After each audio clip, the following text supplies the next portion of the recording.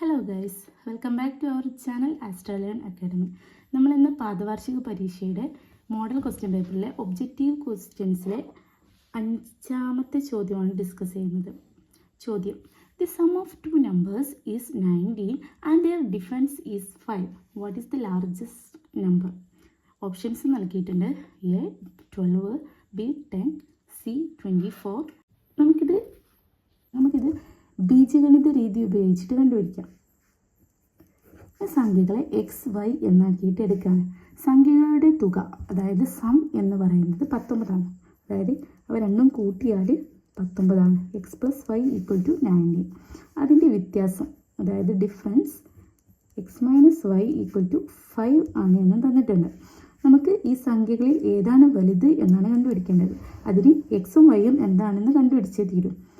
ആദ്യമായിട്ട് ഞാൻ ഈ രണ്ട് സമവാക്യത്തെയും ഒന്ന് കൂട്ടി നോക്കാൻ പോവാണ്, സം ചെയ്യാൻ പോവാണ്.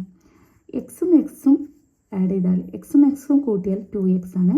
ഇവിടെ വൈയും മൈനസ് വൈയും കൂട്ടിയാൽ y minus y equal to 0 ആയിരിക്കും.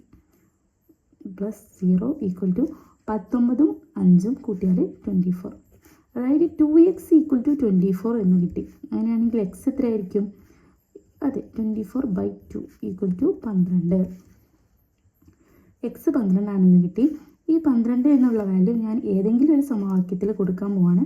അങ്ങനെയാണെങ്കിൽ നമുക്ക് വൈക്കും വാല്യൂ കിട്ടും. എക്സിൻ്റെ സ്ഥാനത്ത്, ഈ ഒരു സമവാക്യത്തിൽ എക്സിൻ്റെ സ്ഥാനത്ത് 12 എന്ന് കൊടുക്കാൻ പോവാണ്. 12 plus y equal to 19. Y equal to, ഈ 12നെ ഞാൻ സമത്തിൻ്റെ അപ്പുറത്തേക്ക് കൊണ്ടുപോവാണ്.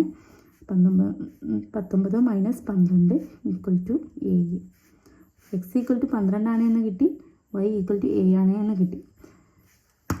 ലാർജസ്റ്റ് നമ്പർ എക്സ്, അതായത് 12. Option A.